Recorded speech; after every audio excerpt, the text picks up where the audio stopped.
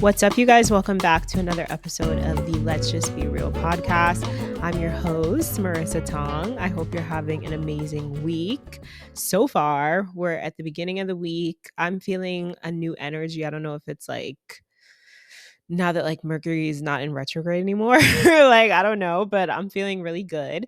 And I think I'm feeling really good because honestly, this conversation that we're about to have on the podcast today with Chrystelle is just, it was such a good, soul feeding, just like really yummy conversation. And I'm so grateful and happy that I get to connect with people with similar mindset and people on similar paths to really just get to know themselves on a deep level and to cultivate and create the life that they really want and the relationships and the connections and the friendships and all that and their career paths. Like, it's really inspiring for me to see other women walking in their purpose and really leading through their careers with like passion and really like speaking with passion and really knowing what they're talking about. Like, the last couple guests I've had on the show, like you could just tell they're all so passionate about what they do. So that's really what I'm enjoying about this whole podcasting journey, like just meeting people and having the conversation. So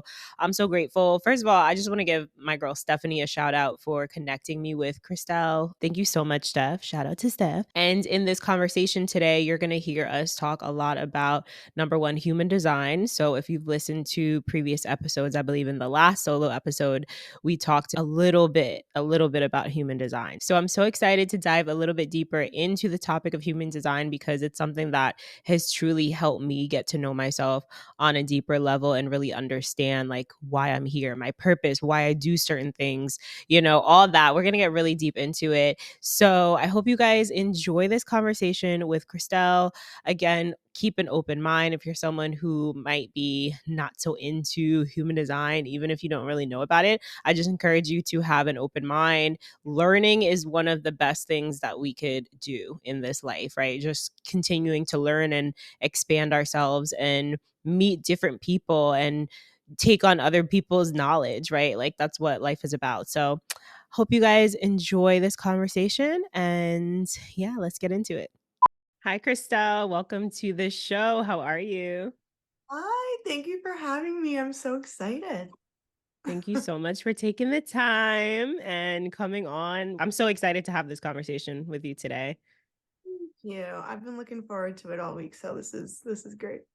Yes. So, Chrystelle, can you tell the people a little bit about yourself, what you do, who you are? Yes. So I am an all-around inner work junkie. Let's say that at heart. But I am a human design reader. I'm a coach. I work as an occupational therapist in psychiatry. Um, I'm interested in all things about how human beings work and our psychology. And so I help people to really find a place of contentment and happiness and self-acceptance in their life. And often human design is the way that I lead into that. I love that so much. I've recently gotten into human design, which I've talked a little bit about on the podcast briefly, but I just find it so fascinating. There's always more things to learn about yourself, like as we grow and all that. But I find that human design is probably the most specific, like when it comes to how we were made, what our purpose is, like the way that we operate, what we react to, the way that we work, the way that we connect with other people. So I'm really excited to give the audience a little bit more information about human design. So how did you get into it, or like how did you find it? How did you come across it? It was very serendipitous. So I was told about human design about from a friend who actually doesn't really teach human design or anything like that, but I was going through a challenging time in my life. I was kind of like at a crossroads where I felt, and I actually talk about this in a podcast episode, but I felt really good on one end. And then on the other end, kind of felt like there was this hole. I didn't know what it was. Something was missing. And I'm from Toronto. I live in New York City, but I'm from Toronto. So I'd flown home to visit. Oh, And wow. You were yeah, born there? You were born there? Oh, I am Trinidadian. I was born in Trinidad and Tobago, and Ooh. my family migrated from Trinidad to Toronto when I was about 4. And I was raised there. I am Canadian. I'm Canadian as all hell, like super Canadian. Wow. About 11 years ago, I, again, a lot of things in my life, which is part of my design, Hmm. happened just like they just happened. And I ended up in New York kind of by accident and then never left. So that was about 11 years ago. And so I had flown home. I go home multiple times per year. Like I feel very connected. My best friends are there. And I'm sitting at my very good friend's kitchen island with her husband and just telling them that, like, and they could feel it on me. Like I was just like, I don't know what it is. Like there's something, I didn't feel connected somehow to who I wanted to be fully. And my friend is like, I heard about this thing called human design. I genuinely cannot describe it to you because I don't understand it all that well, but I think you're going to like it, and go look it up. So I went home, I looked it up, and my first experience delving into my design, I bawled my eyes out. I just bawled, Wow. just cried because I had never felt so understood before. And that's been one of my kind of core wounds, is not feeling fully seen, not feeling fully recognized. And then that all was in my chart, all of it, the up Wow. through. I just bawled my eyes out because I just felt like I was given permission to fully accept every part of myself that a part of me knew was real, but kind of felt like it either needed fixing, or it wasn't right, or it just didn't fit into what society was telling me I'm supposed to be like. And then there comes this thing that's like, oh, you're exactly what you're supposed to be like. And not only that, this is the amazing things you're going to do with that. And I was like, so there was no going back. Like after that, I just really stepped into owning who I am. I felt like I came home to myself, really. Wow. That, yeah. And I feel that for most people, like for myself, I can't speak for everybody, but I feel like the people that I have connected with that are aware of their human design chart, and it just everything clicks. And I feel like after that, like you said, you can't go back because it makes sense. It's just like, okay, like this is why I've been operating this way. This is why I'm not happy with certain things in my life, that job, that relationship, I can't show up in this way the same way that this person shows up. So for the people that are still wondering, like, what the heck is human design? What are y'all talking about? Can we give a little bit more clarity on exactly, like, first, I mean, maybe we should start with the types, like the different archetypes. Sure. Okay. So human design is a framework, and a lot of people are aware of astrology, right? So I'm going to use astrology as like an example in terms of when I say it's a framework that describes different aspects, and it kind of puts your personality, your energetic structure, the way that you energetically operate in the world, into this beautiful chart. And human design uses various different frameworks all put together to come up with what you would consider to be your soul's blueprint. So, like a blueprint of a house, imagine if you had that for your soul. So, this is where the bathroom is, this is where everything's laid out. And it has 5 different types. And those 5 types are generator, manifesting generator, manifester, projector, and reflector. And the way that those types are determined are based off of that chart that you're looking at when you pull it up. And in the show notes, you'll probably like put a link to where they can find it. Okay. So Mhm. you pull up your chart and you'll see all these like colorful boxes and white boxes, white shapes. And based off of which ones are colored in and which ones are white is what's determining your type. So it will determine whether you're a manifestor, a generator, manifesting generator, a projector, or a reflector. And each of those different energetic types operate very differently in the world. So the whole point of human design is to teach us that our individual way of operating is how we're supposed to be. But society is usually teaching us there's one way to be. There's a specific way that you're supposed to act. There's a specific flow that your life is supposed to go in. There's a specific way that you're supposed to contribute to society. You know, the get the job, the get married, whatever it is, all of these societal kind of pressures that we feel from very, very, very young, we're kind of told there's a way to be. But what your human design shows you is that there isn't a way to be. There's a way for you to be. And when you try to be a different type, or you try to be something that you're not, life becomes very challenging. It becomes very challenging and very uncomfortable, because there's a part of you that's just not equipped for it, not meant for that. And then there's that other drive inside of you that's continuously trying to be what it wants to be. So a lot of cognitive dissonance comes up. And until we really learn to operate as who we truly are, it can be quite an uncomfortable journey. Do you want to go into each type? How do we want to do this? Oh, first, okay, before we get like too deep, I want to first like piggyback off what you said, because I think too, aside from like that uncomfortability in life, it's also like I talked about this on my last podcast episode. That's how we become unhappy, right? Like when we're not following our true authentic self, which we're really going to like dive into today on this episode. But when we're not aligned with who we are, who we're supposed to be, you know, the reason that we came here on this planet.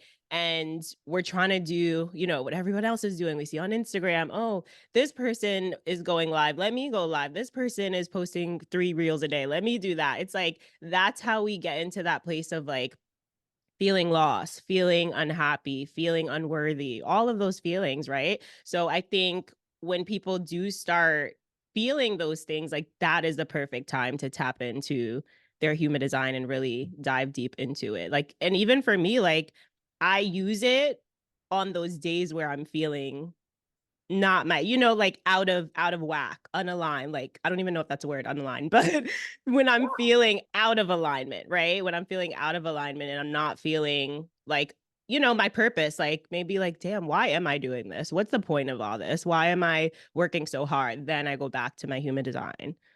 I love that. And if you, even in what you were just saying, the amount of times you said the word feeling, this is actually the point, because we're really taught so much thinking. We're taught this kind of way that the way that you're supposed to operate is something somebody told you. So it's been implanted in you from somewhere, rather than the way that we're meant to operate. You have it inside of you, in your body. We're so out of touch with feeling into ourselves. And it's that's where the truth is. So human design teaches us to move away from external influence, to move away Yes. from all the external factors that have told you what you're supposed to be, and to learn to listen, because it's all in there. It actually was meant and created to be something that you work with, and then you almost get to release. You, at a certain point, when you become in tune, like you said, aligned with yourself, you can just flow through intuition. But we're so disconnected from our intuition. We don't know. We either shut ourselves up, you know, we push it down, we tell ourselves we're wrong, whatever it is. But all those nudges, all those inner knowings, all those like feelings that we've been having our whole lives telling us we're supposed to do this and we're supposed to do that, that's all coming from somewhere real, right? And then eventually, a lot of us, I feel like, you know, I feel like we really are meant to accomplish what our souls came here to do. And at a certain point, we will manifest the things in our life to kind of force us back on that path. So exactly what you're saying, when you find yourself in that place of like, I don't want to fight this anymore, this is the perfect time. It's the perfect time to look into it. Yeah, yeah. Ooh, okay. So let's dive into the types. Like, let's talk. Wait, first, okay, can we maybe the audience should know, or I'm curious, what is your type? I'm a projector. Okay. So let's start there with projector. Like what does that even mean to people? Okay, so the projectors are guides. We are, all the types work together, and it's called human design because it's like, think of humanity as the collective. I like to think of it as like a mosaic, right? So like there's little pieces like a puzzle, and we each fit into the whole picture. You are not You are not. It's so easy sometimes when we think of the universe, we're just a speck. We don't matter. It's the opposite. You matter so much because the fact that you exist is billions of possible. Like it's such a small factor that you, specifically you, came to be. So you fit into this mosaic of humanity, and you have a role to play in the large artwork, in the large picture. And the 5 types kind of are the different types, and we all work together to create one big thing. So I use an analogy of a fire, and I like to think of it as like a tribal fire, but think of like a fire, okay? And the different types are the different parts. So the manifestors would be the spark. So they would be that whole combination, like some sort of chemical combustion, and they are the initiators in life. The generator types, so the generators and the manifesting generators come in, and they are the added fuel, the heat, the oxygen. Like you can have a spark, but how do you make it into like a roaring flame? That's where that generator energy comes in, okay? Then you have the projectors, and we are the wind.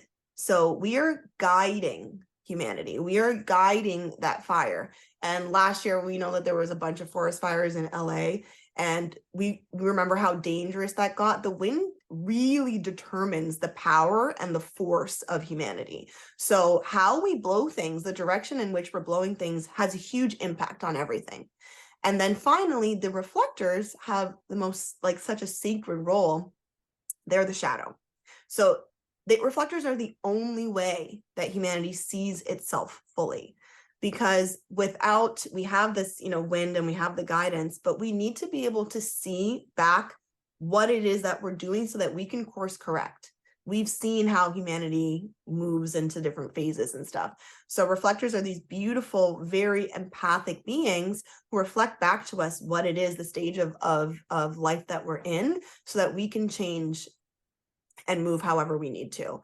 So as a guide, projectors, like, you're born just with knowingness. Like we can look at other people and just have a very strong sense of where you, like, what your next step needs to be for you. It's not where we want you to be. We kind of can see into your design almost. So we can see where you're going, and we're very good at very innately being able to guide other people. And there's a beautiful little fail safe in there for a projector where we don't have the ability to see ourselves very well. I love everything about human design. I love it because of all these little pieces. How beautiful is that? Because it doesn't give us the ability to turn into tyrants, to just be like, I'm controlling everything because I see everything. We have to work with other people, because in order to see ourselves, we need you. But in order for others to really have the best hold on where they're going, they need a projector. It's said that everyone needs a projector, even a projector. Wow. So we are the guides, like the sages, the gurus of the types. Wow, I love that. And I feel like you're one of 3 projectors that I know that they know they're projectors. Like I could know some people who don't know they're projectors, but you're one of 3, and that makes so much sense because all 3 of you guys are like in these positions or titles or careers where you are guiding people. Like one of them is a yoga instructor, one of them is, her, Stephanie, she's a coach, like you're also a coach. So it's like it's crazy that makes a lot of sense. Yeah. Since I was a kid, I have been my friends' therapist forever. Forever. And it's the reason I went into psychology and then went into occupational therapy, is because I was like, well, I'm just coaching. I'm doing therapy with everyone anyway, so I might as well make this a profession. So we often do find ourselves in these kind of guiding roles in one way or another, because it just naturally comes out of us. Yeah. Wow. Ooh, okay. Let's move on to generator. So I'm actually a generator. If some of you guys don't know, which you probably don't, because I don't think I've talked about it, but I'm a generator. For me, that means like you said, that spark, taking that spark and like creating like these big, like putting energy, like when you think of a generator, right? Like really like putting your energy into things and lighting things up. So that's why like I do so much. I have the energy to do so much. I don't know how I do so much some days. I'm just like, I don't know how I'm doing this, but I'm here, and doing the things that really light me up, that gives me more energy to be able to do those things. That's the key. That's the key thing there, because you'll hear a lot of different things about human design, a lot of people speaking on it. And sometimes they consider the generator like the worker bee, you know? And I don't really like that term because it kind of it doesn't take into account the part where your purpose here is to do what you love. That's the really, really necessary part, is that the doing what you love. So generators are given a strategy, and your strategy is the best mode for you to operate in the world idealistically, like the ideal way for you to get what you want out of life. And the generator strategy is to respond. And it's that response. It's that, like, their spark already happened. You take it and you run with it. But think about that. How do you react to a spark? There has to be like a thrill, a lit up, it's not just, you don't get lit up by anything. It's that gets the fire going. It's that thing. So when you guys really love something, oh my gosh, what you can do with it is just amazing, out of this world kind of stuff. And when a generator isn't doing what they love, they're the most prone to burnout. They're the most prone to burnout. So yes, you'll hear a lot of generators say, like when I've done readings, they're like, but I don't feel like I have unlimited energy. And it's that part that's missing, is because your energy isn't just here to be used for anything. It's here to be used for what you love, which goes back to your last episode, right? Like we all have to kind of follow that part of us that is like calling to you.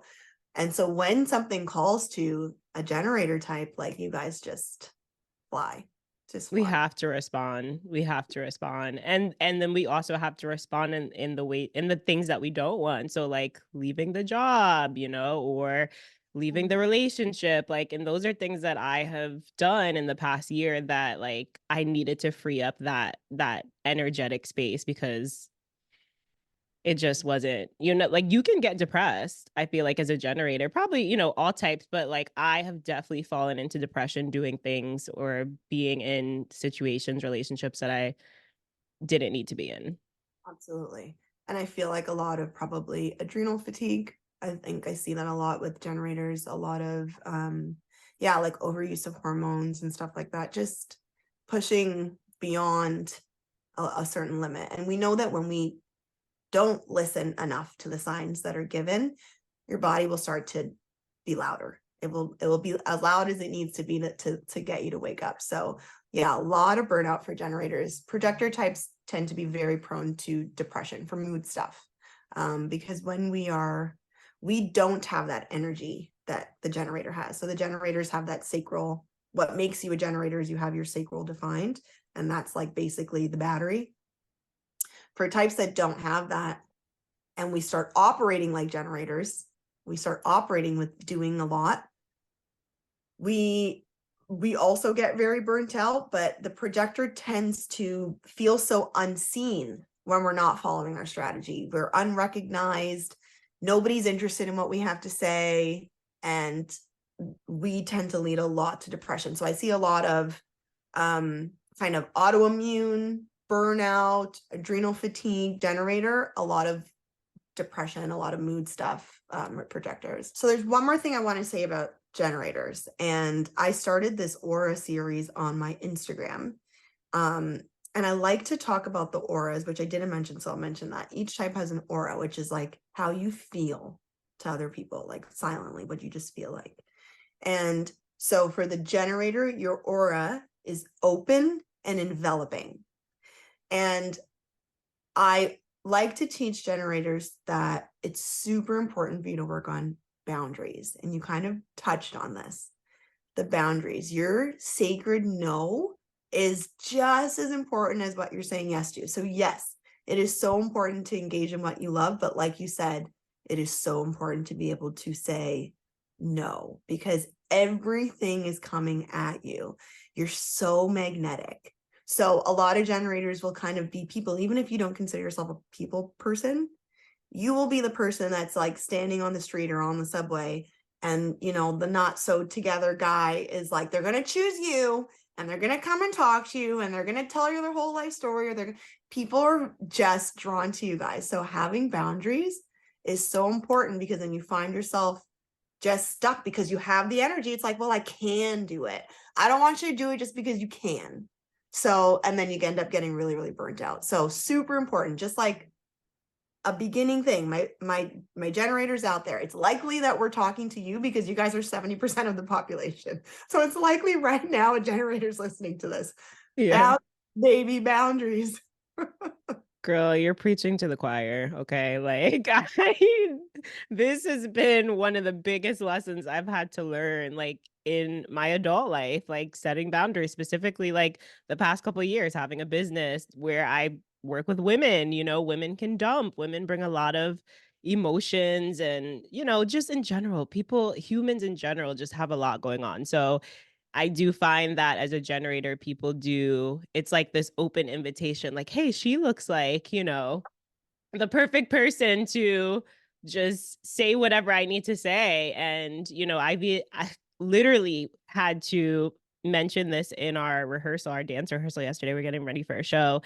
And I had to say to the girls, I'm like, you're dance teachers. There's three of us here. Like, we're here to give you the tools to be successful in dance. We're not here to give you the tools to be successful in your relationship problems and your financial problems and all that, so they're for sure. And I think like even having the boundaries, but also communicating the boundaries that's a whole nother, because you can have them and people might not understand. I feel like a lot of people might get offended when you do have boundaries, but to be able to explain them, and maybe sometimes you don't have to explain them, but when you do, I think for some people that might be like a aha, like, okay, you know what?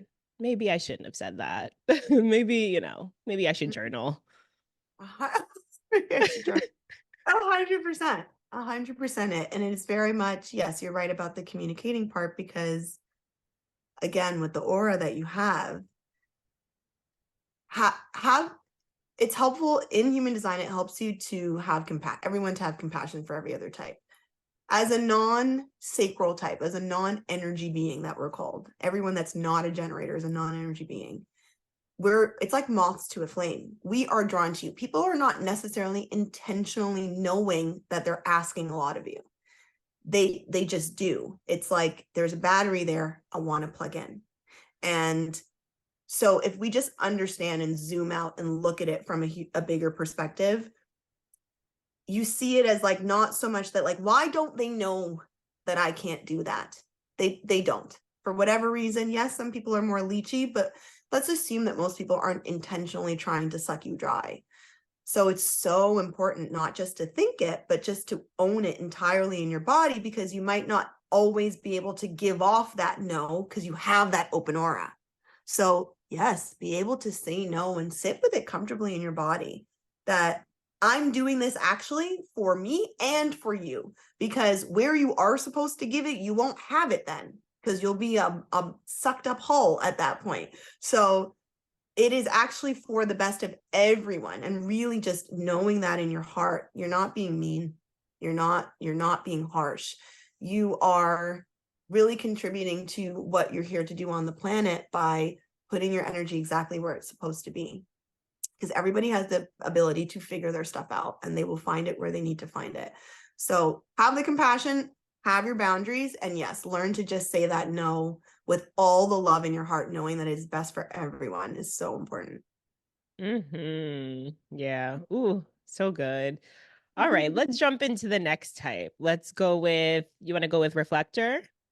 Sure. Okay, so reflectors are the rarest type. They are less than 1% of the population. And a reflector is determined by having nothing defined in their chart. I shouldn't say nothing. They don't have any centers defined. So those triangles and diamonds and squares, if you're a reflector, it's going to look all white, but you'll still have those little lines coming off of them, and those are gates. You'll have those, but you have a fully open chart, which makes you empathic. Wherever your centers aren't colored in, it's an empathy center. It's a center where you take in the energy from your environment. It's the centers that are what in human design they call your soul's curriculum. So it's where you take in energy. It's where you're conditioned from the outer environment. So reflectors are being conditioned all the time from everywhere. And so they're very empathic beings, and they're able to kind of take on every type, really. So whoever they're around, they're absorbing their energy and reflecting that back out. And then when they're on their own, they kind of release all that and are just themselves and release all the energy that they've taken in. But the beauty with a reflector, their strategy is to use the full lunar cycle. All the types in human design are solar, except for a reflector. So that 29-day cycle, it's very important for a reflector to kind of feel into how they feel every day, because depending on where they are, who they're with, they're going to feel differently. And their role here on the planet is to live that variety, is to be that. They are everyone and no one. And so having a reflector in your life is a powerful thing, though, it's pretty rare. I don't know a lot of people. I have 3 reflectors in my life, so I feel very blessed for that. And they are a truly, truly unique individuals, truly. Their aura, the feel, I've never felt anything like that. Their aura is called sampling. And what it kind of feels like, I like to call it, it's like Teflon. So they kind of take in the energy of everyone. But you know how a lot of people think of being empathic as like this burden? It's like, oh, I'm this empathic being. I don't have any control over how I feel. Truly empathic beings are reflectors, and they can take it in and shed it off. It doesn't stick. It's like a tasting. It's like life is a buffet. They taste your energy, and it's like they're truly the judges of us. They taste our energy, see how it feels, and you get to see back yourself in these people. And I notice that I'm a very different person when I'm alone with my reflector friends, and then when I'm with other people. It is fascinating the way that they're able to they come in at you. Like, it's a very interesting and beautiful experience. But reflectors, it's unique. They're here to just taste everything in life. They're here to be a little bit of everything in life.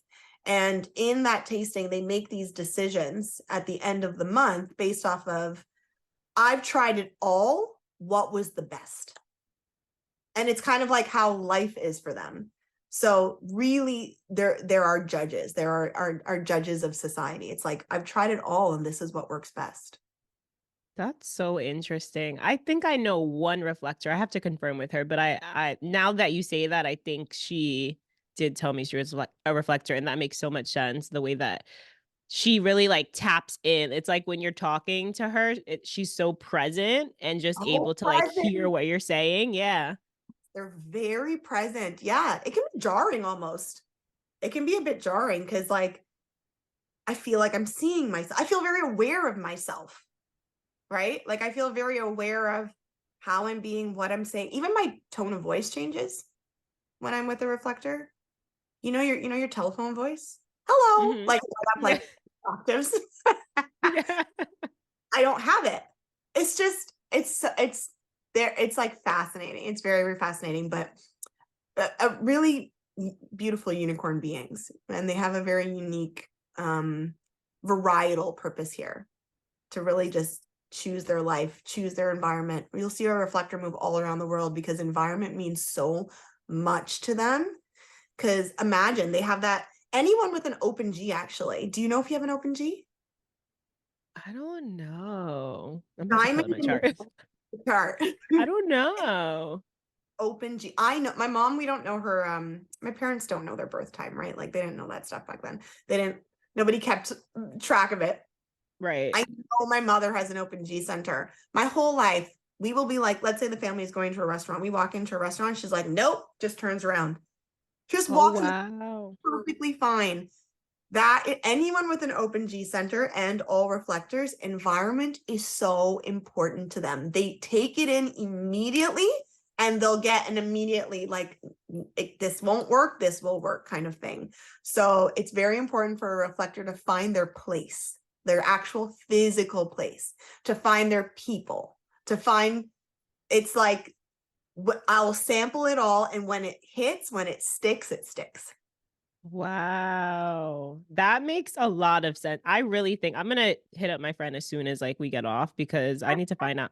So where's your open G? I'm gonna put this on the screen. I don't know if anyone can even see this, but this Yes. is like So what it's it the looks like. purple. So yours is defined. It's the purple one in the middle, Ah, the diamond shaped one in the middle. I So see. the G center is the closest thing. So in the original chakra system, you know how there's 7, and in human design there's 9. It's because the 2 centers split.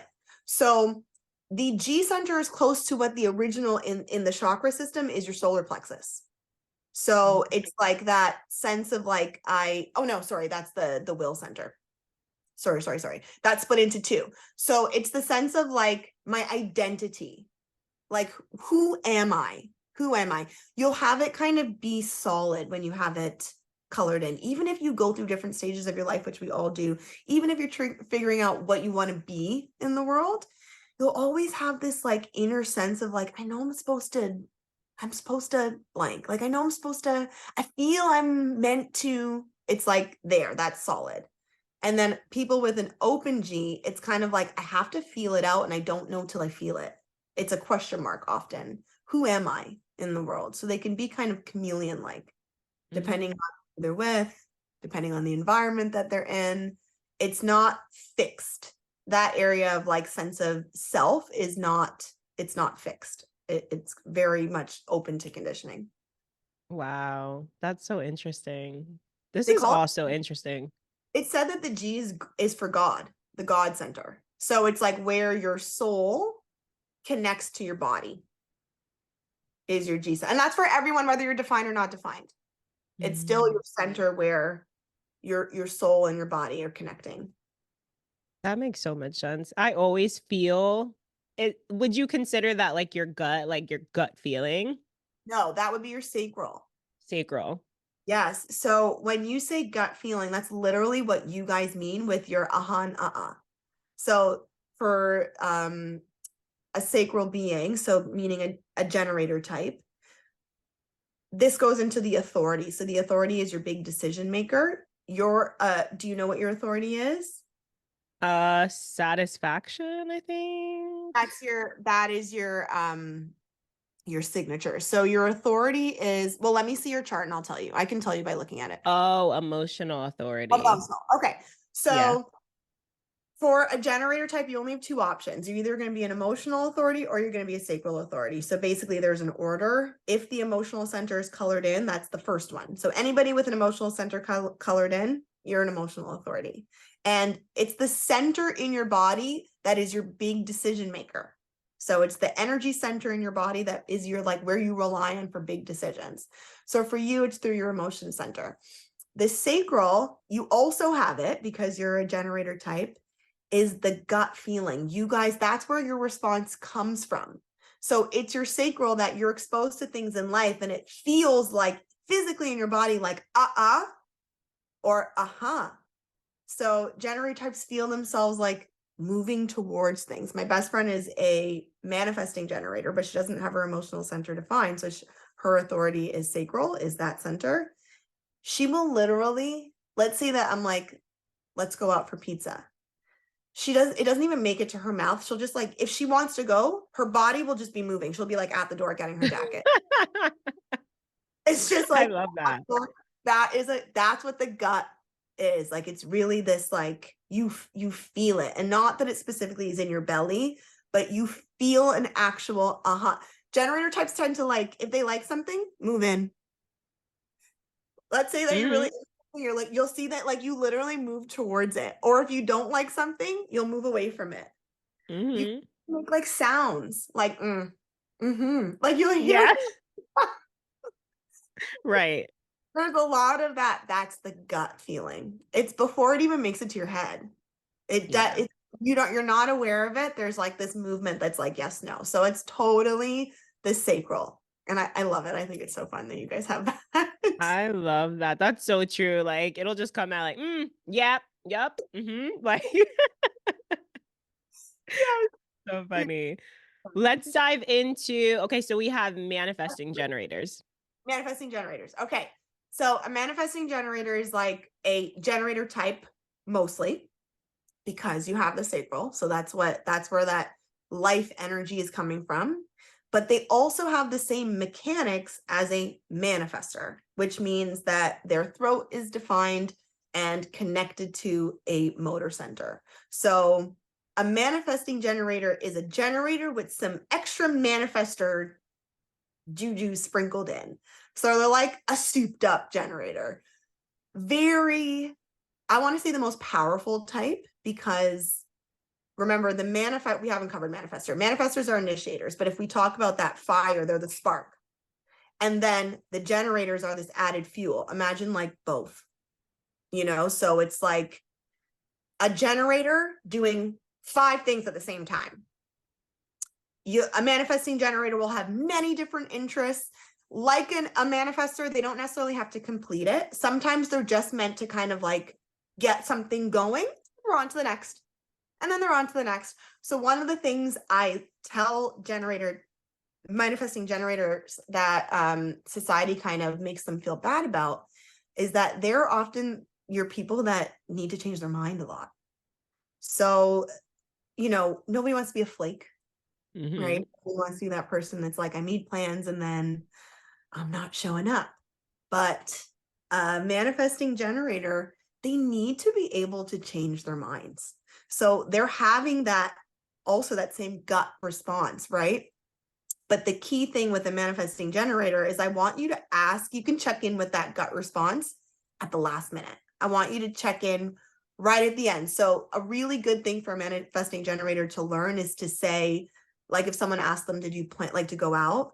You'd say, that sounds really good. I will let you know closer to the time. Because it's really helpful for you to know that right at the end, who knows what you were exposed to in that day, what you were responding to, you need to go and do that. You might need to this is where your energy is calling you. So allow yourself the space to not feel like you have to be anybody else. And what you are is a lot.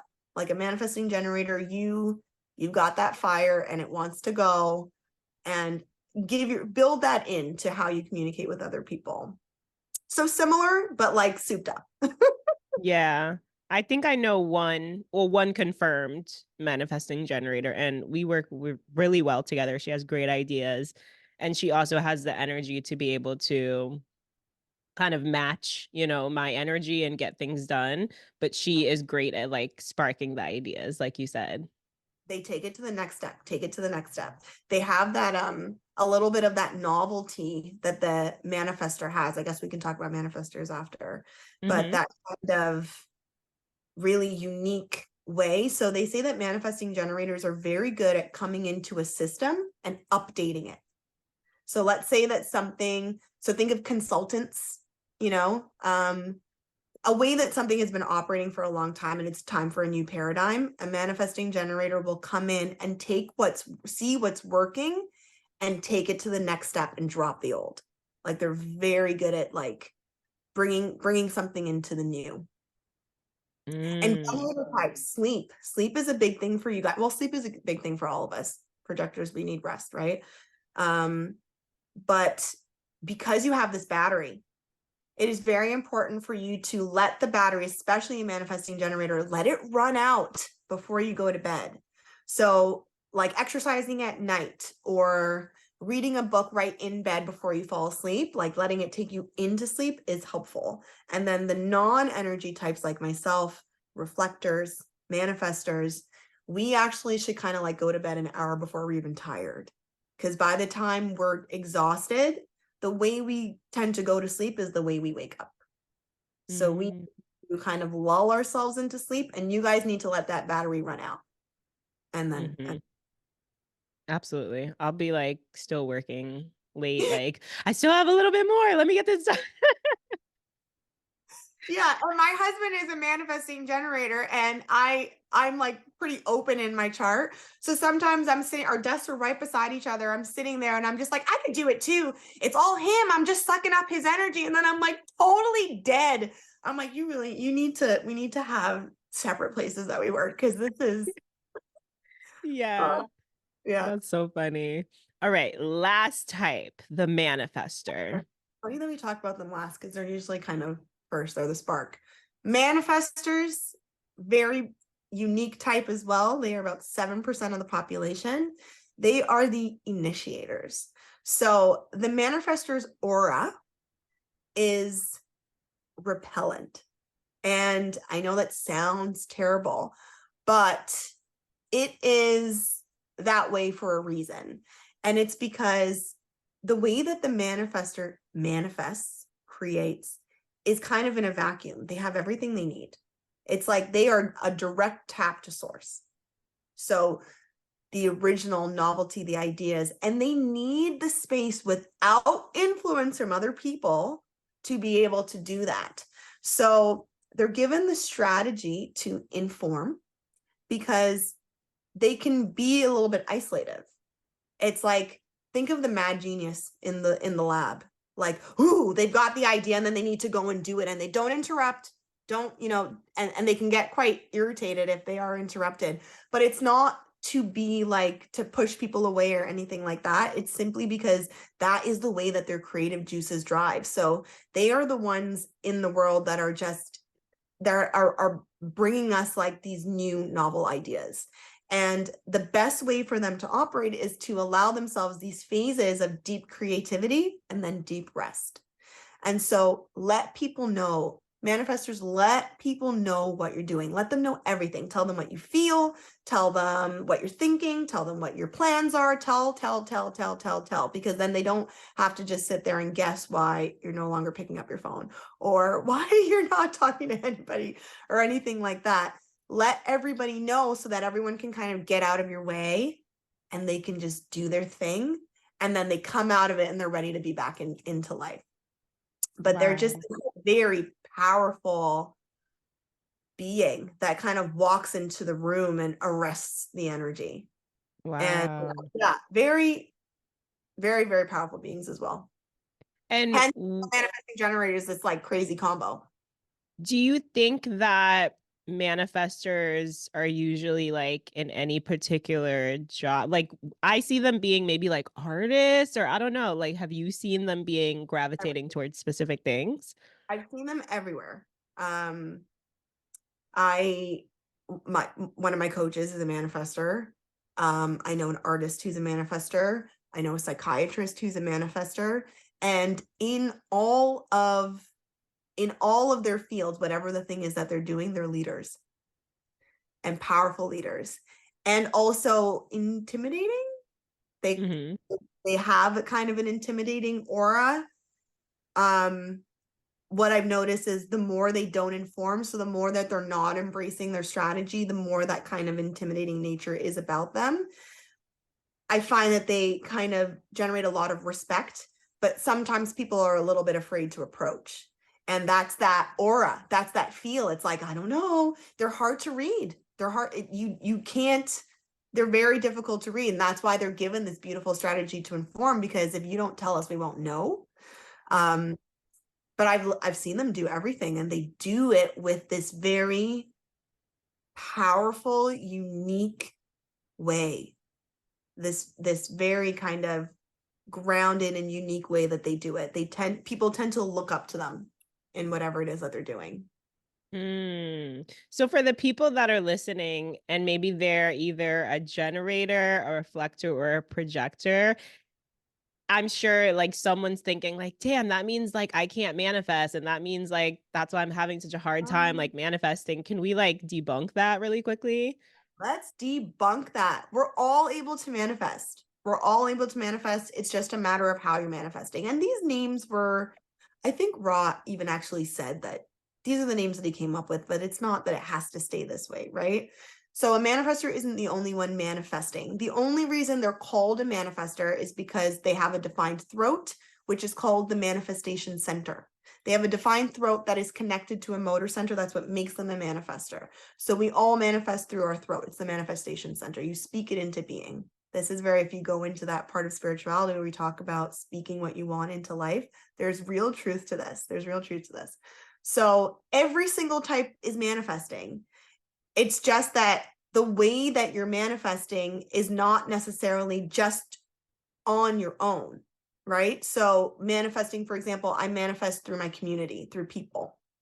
And this is going to show up in all different parts of your chart.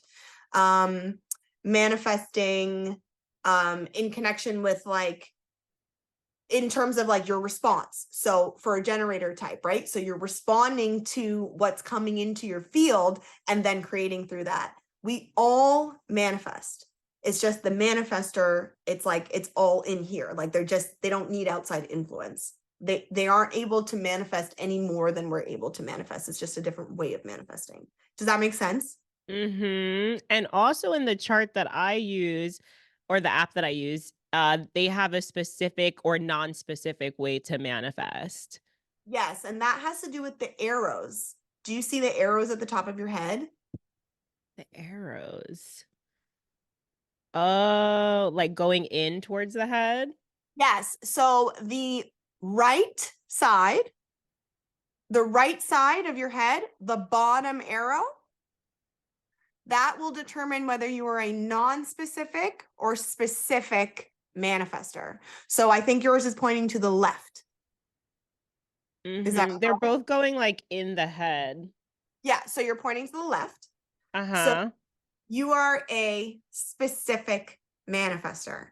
Yeah. So anybody pointing to the right, me, we are non-specific manifestors. So all that means is, and I love that you brought this up, because in the spirituality world, I've heard so often this teaching that people use when they tell everyone, when you want to manifest something, write it down, get specific, right? Let's say that's it in dating. It's like how tall, what color, eyes, hair, what job do you want? Get as specific as possible. That only works if you're a specific manifester like you. For someone like me who is a non-specific manifester, it doesn't mean we don't manifest, but our best approach to manifesting, meaning the way that my energy works best, is this or better. So the question for a non-specific manifester would not necessarily be what is that person exactly like, but how do I want to feel when I'm with this person? What do I want to experience in relationship? And then let the universe bring it to you and feel into it. Because what happens with us as non-specifics is we'll be for example, I'm not dating anybody over the age of, 33. And then you don't know though that that next guy that you meet who's 43 and divorced, that interaction that you have and maybe even has children brings out this thing in you that you didn't nurture inside of you that you didn't even know existed or that you wanted. And we will block ourselves from our manifestation by trying to predict exactly what it is. For you guys, on the other hand, a specific manifester, the more specific that you are, the better. And so what happens is you trust in the universe. So you make your list as specific as you want.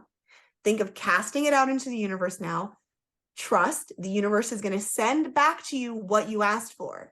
You then interact with it. And then you might say, that was everything that I wanted. But I realized that there's one thing missing. I really want him to also have a car. And so then you add it to your list and you put it back out into the universe.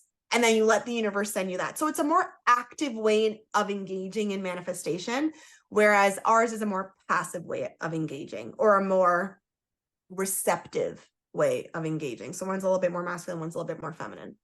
Does that make sense? Yeah. Yeah. So this idea of being very specific, it doesn't actually work for everyone. It doesn't. But we're all manifesting. We're all manifesting.